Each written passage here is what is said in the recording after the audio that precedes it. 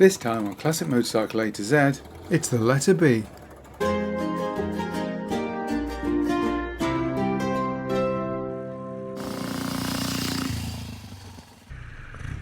So I'm going to be spending the next couple of months on a major adventure.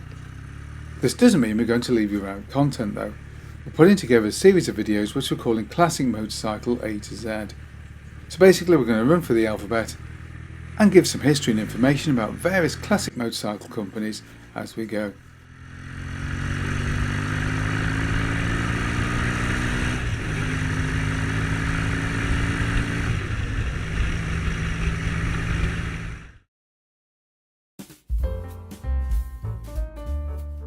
Benelli was founded in Pesaro, Italy in 1911, making it probably the oldest Italian motorcycle manufacturer. The company was established as an engineering works by Teresa Boni Benelli after the death of her husband. The idea essentially was to provide employment for her sons.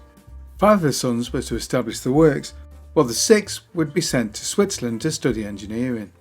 Initially the brothers were kept busy with repair work on local bicycles and later motorcycles. But after World War I in 1919, they would begin production of their first motorcycle. Initially they used outsourced engines, but in 1920 developed their own 75cc two-stroke engine. This would be enlarged to 98cc's in 1921 for their first complete motorcycle. The company would go Grand Prix racing in the 1950s, but in the 60s would sell their machines in America under the Riverside name, for the Montgomery Ward Mail Order Company. This is largely because, as with the rest of Europe, the motorcycle market was becoming somewhat depressed in Italy as people moved on to small cars like the Fiat 500. By the 70s, the company was under the ownership of Alejandro Di Tommaso, who would have Benelli develop a range of 4-cylinder machines very much like those of Honda, including this incredible 254 Quattro 4-cylinder 250. The following years would be turbulent until the company was bought by Chinese company Geely Holdings. Under Geely, small 125 machines are of course produced in China, while the larger machines are assembled in Pesaro, although of course using large numbers of Chinese parts, including their parallel twin engines. Italian company Bianchi is the world's oldest manufacturer of bicycles, although they would go on to produce motorcycles of course, and they were very successful in competition in the 1930s, including one Tazio Nuvolari, later more famous as a Grand Prix driver. But Bianchi would survive the Second World War. Initially they would produce smaller 125 machines, but would later expand their range to include 250, 350 and 500cc models. In 1959 the company brought in a young Lino Tonti as a research engineer. He would later become famous, develop his own Linto motorcycles, perhaps even more famously as the engineer behind the Tonti frame for Moto Guzzi. The company would continue to take part in motorcycle Grand Prix racing through until the 1960s, and would also produce scooters and a machine for the Italian army also. However, with the depressed European motorcycle market of the 1960s, they would sell the motorcycle division to Piaggio in 1967.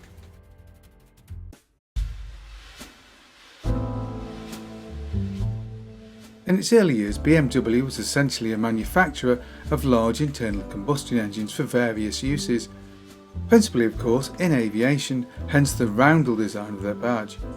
However, after the end of World War I, Germany was not allowed to have its own air force, leaving BMW with no choice but to diversify. And so they began car production in the early 20s, using a machine which was essentially a license-built Austin 7. That's right, the first BMW car was an Austin. But they also built static engines for various uses, including one which was a Boxer. And BMW would discover that a number of small companies were actually using the generator engine to power motorcycles. So BMW management reasoned, if they're going to use their engine to produce a motorcycle, why don't we just go ahead and produce a motorcycle of our own? And in 1923 they did just that and introduced their first motorcycle, the R32, which featured that flat Boxer engine and shaft final drive, a layout which would ultimately become synonymous with BMW motorcycles. In the 1930s they would introduce the hydraulically damped telescopic fork to their racing bikes, although they were actually beaten to the punch on the road by Nimbus, who were actually the first to use hydraulically damped forks on a road bike. And interestingly, the company had gone to use British designed Earls forks on their machines in the 1950s. And throughout the 60s and 70s BMW would continue to adapt and refine their flat twin engine.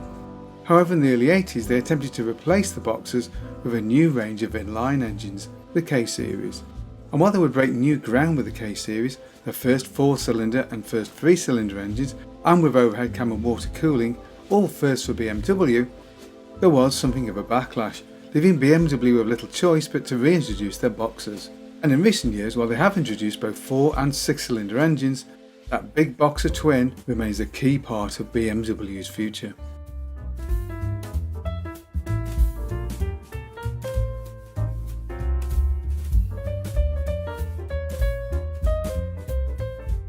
Often dubbed the Rolls-Royce of motorcycles, the Brough Superior was produced between 1919 and 1940. And Broughs are famous for their build quality, but also for their association with one T.E. Lawrence. And while undoubtedly their most famous model is the SS100 overhead valve 1000cc model, it was actually the SS80 side valver which is by far the most numerous machine. And this is likely due to the purchase price at the time. It will surprise many to learn that the SS80 was not the most expensive V2000 on the market at the time, and even Royal Enfield's equivalent would cost more to buy. But of course Brough's production capacity was very small, and in 21 years of production they made just over 3,000 motorcycles. And not surprisingly, given the bike's reputation, the survival rate is extremely high. The SS100 was the company's flagship, with each machine provided with a certificate stating it had been tested at over 100 miles an hour. Early machines made use of Jap engines, that's J.A. Prestwick in London, and Jap's potent engines would be used on both road and racing Brough Superiors. In the effort to provide a lower base model, a 680cc Jap engine was used on some models, and when the reliability of these engines proved poor, Brough began to have misgivings about his use of Jap engines, and this would prompt his move to mashless engines in the latter part of the 1930s, giving the machines a cleaner, slightly more modern look. However, by the latter part of the 30s, Brough was finding the market increasingly difficult. There were now a number of challengers, both single and twin cylinder, which were capable of hitting the 100 mile an hour mark, and developments in chassis technology meant that these lighter, more nimble machines were easily able to outhandle the Brough, whose bulky V-twin engine made for a very long wheelbase. And then of course came World War II.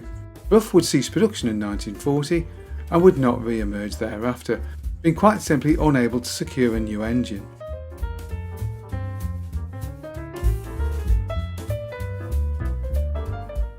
Bultaco was founded in Spain in 1958 by one Francesc Balto. He had previously been a director of the Montesa Motorcycle Company. Balto was persuaded by other members of the race shop to begin production of his own machines. Things would move quickly, and by March 1959 the company would unveil its first racing machine, the 125 Trala, or Whip in English. Just 2 months later the company entered its first Spanish Grand Prix and would take 7 of the first 10 places. And indeed the company would remain in Grand Prix racing through until the end of the 60s and into the early 70s, and would be the machine of choice for a young Barry Sheene. But it was off-road where the company found its greatest success, with their Persang motocross bike and the Sherpa Trials machine. And indeed the Sherpa would become synonymous with Sammy Miller, who would win his first Scottish 6-day trial of the machines in 1965, before winning again in 1967 and 1968, as well as the European Championship in the latter year, and doing the same in 1970. However, by the latter part of the 70s, Bultaco were beginning to struggle financially, as the Japanese giants became increasingly interested in trials. Bultaco would close in 1979, they would restart in 1980, but would close again in 1983. Firearms manufacturer BSA, Birmingham Small Arms, would experiment by fitting Minerva engines into their bicycle frames in the early 1900s. However, they wouldn't officially start motorcycle production until around 1910. During the First World War they would cease production of motorcycles to concentrate on their core business, but by the 1920s they were back. And with a large production capacity at Small Heath and other sites, they soon began to dominate the British market, becoming one of the largest motorcycle manufacturers in the world at the time. And while frowned upon by the motorcycling elite of the Edwardian period, they were mostly produced machines for the average man. But there were of course notable exceptions, such as the Val Page designed Gold Star. During the 30s the company would produce both singles and V-twins, or would follow the rest into parallel twin production in the post-war period, with the 500cc A7 and the A10 650 model, a machine which would become increasingly sporty as the 50s wore on. In the early 60s the company would make the move to unit construction, And while it's often said that these machines are essentially the same as an A10, this is very much not the case. And while there are some basic similarities, the A50 and A65 are very different. But perhaps BSA's best remembered machine is the Bantam. This simple NSU inspired machine began as a 125 and would eventually grow to a 175 with around 3 times the power of the original model, housing a surprisingly good swinging arm chassis with a 4-speed gearbox. BSA decided not to introduce an updated version of the Bantam in the 1970s, which would leave a hole in the market quickly filled by MZ and CZ from Eastern Europe. BSA was a large company that should have survived, but poor management decisions brought it to its knees in 1973. Hope you enjoyed the video and found it interesting. Look out, there will be more videos in the series coming soon. Hope you enjoyed the video. If you did, don't forget to like and subscribe, and of course, thank you very much for watching.